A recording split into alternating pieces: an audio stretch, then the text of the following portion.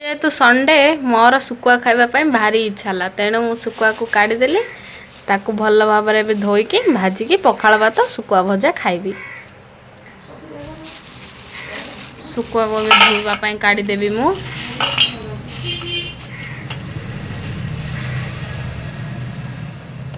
या भल भाव में धोईदबा। सुकुआ रे पानी पकेबी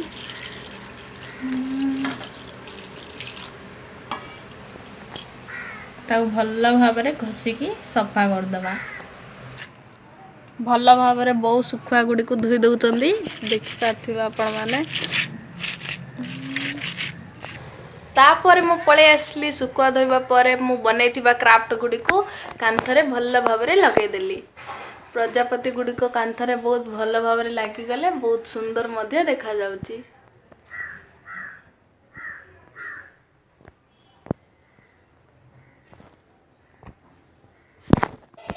तापर मुझे बनई गोटे प्रजापति तापर फूलदानी एठी अछि गणेश फोटो निजे हाथ रे बनाई हैंडमेड। बहु भल भाव में सुखुआ गुड़ी को धोई देइचंदी। तापर आम एथिरे प्रथमे हलदी गुंड पकाइबा तापर मरीच गुंड पकाइबा मसला गुंड पकाइबा शेष रे लुण पकाइबा। स्वाद अनुसार आम सब को पकाइबा।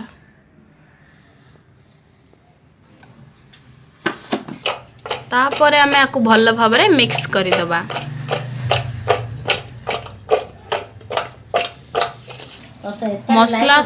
मसला सहित सुकुआ भल भाव में मिक्स हो सारी। सुकुआ पोड़ा पाई मु गैस उपरे कड़ाई बसैकी से तेल गरम होगापाई छाड़ी देइछि। तापर तेलटी गरम होला परे आमे सुकुआ को एथिरे पकाई दबा। गरम तेल रे मु मसला सहित मिक्स होइथिबा सुकुआ को पकाई देली ताको किछि समय पाई भाजीबा को छाड़ी दबा। बाहर एते मात्रा रे प्रबल खरा होउची जे मु भाबिली आज पखाल खाइबी। पखाल तो चाषी मानक प्रिय खाद्य आ ओडियांक कटी प्राण सेति पई मु आज पखाल पसरा बनई सारिची। आपण मान देखि पारुथिबे एठी पखाल भात एठी सुकुआ पोड़ा एठी टमाटो पियाज लूण सब अछि एठी आचार एठी अछि हमर मुनिका आलू भजा एठी पांपड़ मु आज फाइनली बनई सारची पखाल भात। पखाल भात खरा दिने खाइले कि शांति।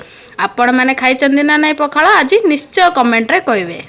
पखाल खाइला परे मु भाबिली गोटे फ्रूटी आनी कि पीबी तेनु मु बहुत कोल्ड अछि गोटे फ्रूटी आनी कि पीउची।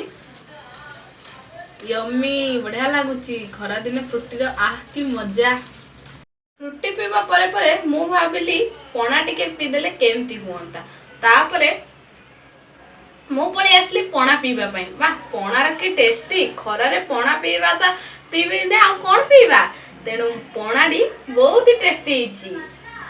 बेला रे पणा आ फ्रूटी पीगी मुंड ठंडा कला बेले संध्या बेला रे एई आकाशर मेघ को देखी कि मो मन ठंडा गला। आह कि ठंडा पवन कहले न सरे।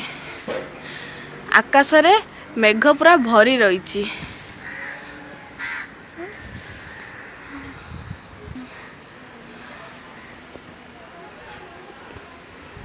ठंडा पवन तो कहले न सरे।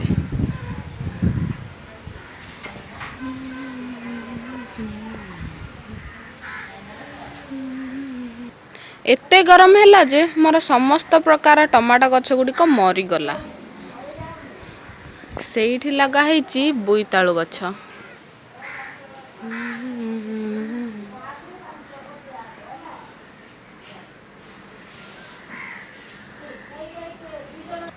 एठी केते टमाटो फळीची